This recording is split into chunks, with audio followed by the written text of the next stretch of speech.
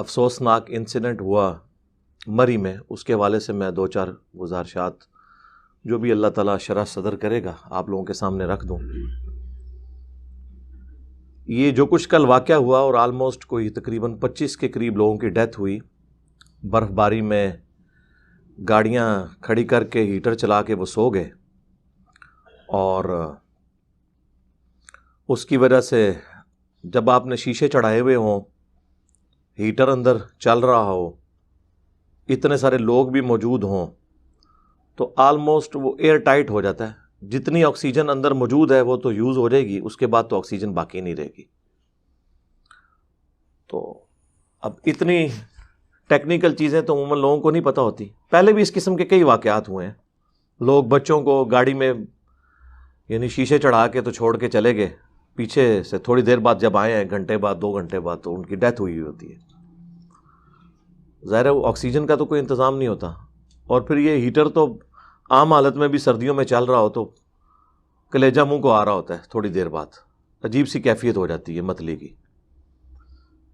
خیر، میں نے جو کچھ خبروں سے مجھے پتہ چلا ہے وہ تھرو آؤٹ اس طرح کی سچویشن میں اپنے پچھلے ریلیٹیوز کے ساتھ رابطے میں بھی تھے، لوگ اپنی کرنٹ لوکیشن بھی بھیج رہے تھے کہ یہاں پر ہم ہیں، ہمیں آ کے یہاں سے چھڑائیں۔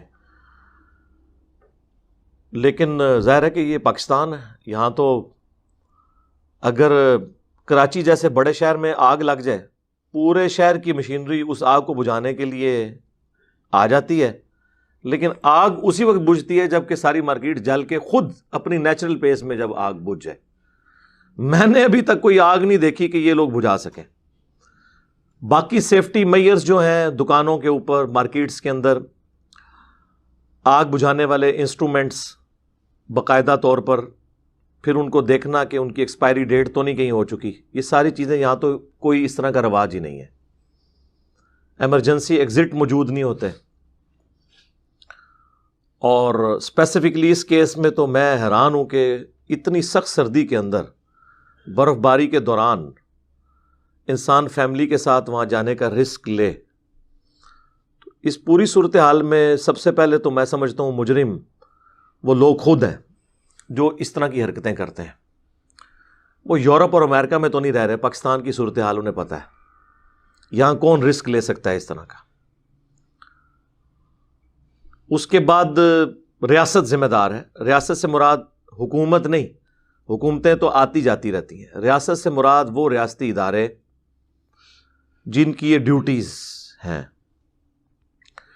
اس میں آپ ٹریفک پولیس کو بھی لے سکتے ہیں، اسی طریقے سے تحصیل میونسپل کمیٹیاں جو ہیں ان کو لے سکتے ہیں، جن کی پرائمری رسپانسبلٹی ہوتی ہے کسی بھی علاقے کے اندر کیٹاسٹرافک کنڈیشن کو دیکھنے کی۔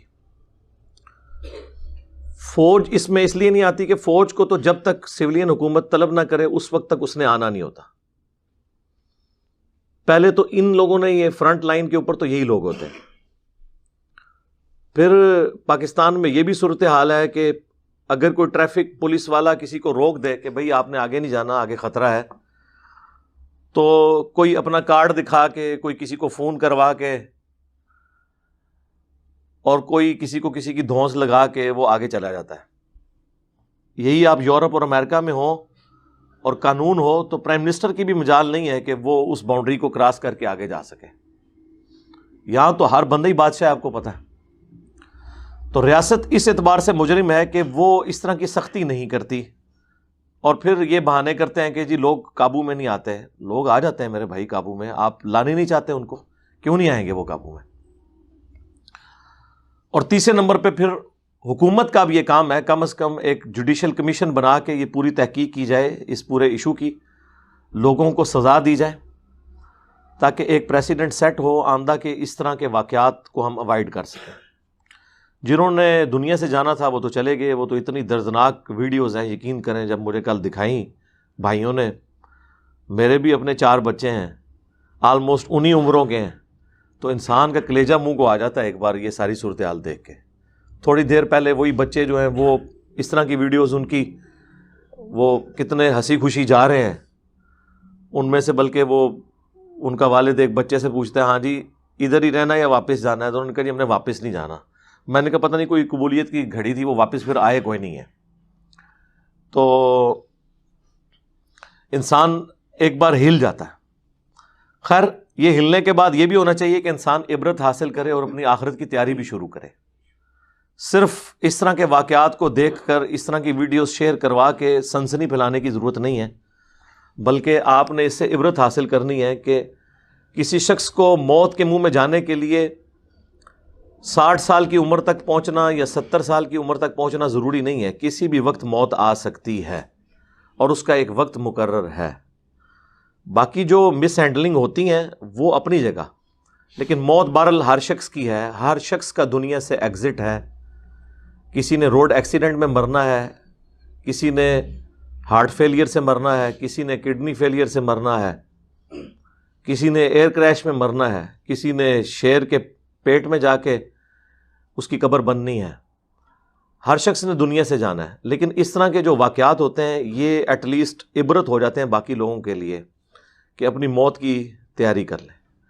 بعض اوقات شیطان یہ بھی وسوسے دلاتا ہے کہ یہ چھوٹے چھوٹے بچوں کا کیا قصور تھا، اللہ نے موت کیوں دے دی. میرے بھائی روزانہ اپنی نیچرل پیس میں بھی 1 گھنٹے میں 6000 کے قریب لوگ مرتے ہیں. آلموسٹ آپ سمجھ لیں 1.5 لاکھ کے قریب 24 گھنٹے میں. ان میں سے بھی 30,000 سے زیادہ مسلمان ہوتے ہیں جو اپنی نیچرل ڈیتھ میں مرتے ہیں. روزانہ اتنے لوگوں نے مرنا ہوتا ہے. ہاں کبھی کہیں پہ زلزلہ آ جائے، ایک دن کے اندر 50,000 بعض اوقات 1 لاکھ تک لوگ مر جاتے ہیں. لوگ کہتے ہیں جی یہ ایک دم اتنے بندے مر گئے. وہ ایک جگہ پہ اتنے بندے مرے نا، ادروائز 1.5 لاکھ بندہ تو روزانہ ہی ویسے مر رہا ہے. تو اس طرح کی جو اموات ہوتی ہیں نا، کسی ایک خاص علاقے کے اندر جو بھیانک موت ہے وہ اس پورے علاقے کے لیے ڈیٹرنس ہو جاتی ہے، عبرت ہو جاتی ہے. اسی طریقے سے کسی ملک کے اندر کوئی بڑا واقعہ ہو جانا پورے ملک کے لیے، باہر کی دنیا کے لیے عبرت ہو جاتا ہے کہ انسان اپنی موت کی تیاری شروع کرے. باقی اللہ کے محبوب صلی اللہ علیہ وآلہ وسلم کی تعلیمات اس حوالے سے بڑی حیران کن ہے. بخاری اور مسلم دونوں میں حدیث ہے، اللہ کے محبوب صلی اللہ علیہ وآلہ وسلم نے فرمایا ہے کہ رات کے وقت جب تم سو تو مشکیزوں کے منہ بند کر دیا کرو، برتنوں کو ڈھانپ دیا کرو اور چراغ بجھا دیا کرو. پھر آپ علیہ السلام نے فرمایا بعض اوقات چوہا اس چراغ کی بتی کو لے جاتا ہے اور سارے گھر والوں کو جلا کر راکھ کر دیتا ہے. آگ انسان کی دشمن ہے، شیطان بھی آگ سے بنا ہے نا. تو بلکہ بخاری مسلم میں یہ آپ صلی اللہ علیہ وآلہ وسلم کے زمانے میں ایک واقعہ مدینہ شریف میں ہو گیا تھا. اسی طریقے سے وہ جو چوہا ہے وہ لے گیا تھا چراغ کی وہ جو بتی ہوتی ہے.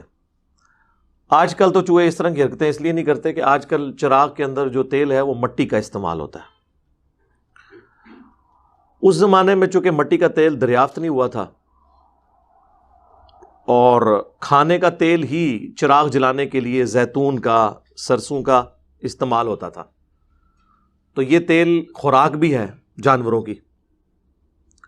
تو وہ اس بتی کے اندر چونکہ وہ تیل سے وہ لت پت ہوتی ہے، وہ بتی پھر وہ کھانے کے لیے لے جاتا تھا. آج کل اب مٹی کے تیل والی تو بتی نہیں لے کے جائے گا چوہا، وہ تو مر جائے گا. مٹی کا تیل تو اتنی خطرناک چیز ہے کہ آپ کسی بھی جراثیم کے اوپر پھینک دے تو وہ مر جاتا ہے ویسے. اب یہ ایک بنیادی حدیث ہے بخاری اور مسلم دونوں میں، جس سے آپ کو کئی ایک رزلٹ مل رہے ہیں کہ آپ نے برتن جو ہیں یہ کھلے نہیں چھوڑنے. اس کے اندر آپ کو پتہ ہے کئی بار یہ دودھ کے برتن لوگ کھلے چھوڑ دیتے ہیں، اس کے اندر چھپکلی گرتی ہے اور پھر جب وہ ابالتے ہیں بعد میں پتہ چلتا ہے اس وقت تک بچے پی چکے ہوتے ہیں، کتنے لوگ مرے ہیں. مشکیزوں کے منہ جو ہیں یہ بند ہونے چاہیے، اس میں کوئی کیڑا نہ گھس جائے. اسی میں آ جائے گا کہ آپ نے ٹوٹی کو ڈائریکٹ منہ لگا کے پانی نہیں پینا جب تک کہ آپ تھوڑا پانی کھول کے انشور نہ کر لیں کہ اس کے اندر کوئی کیڑا نہ بیٹھا ہوا ہو. اور آگ کو آپ صلی اللہ علیہ وآلہ وسلم نے فرمایا کہ یہ انسان کی دشمن ہے، شیطان بھی آگ سے بنا ہے.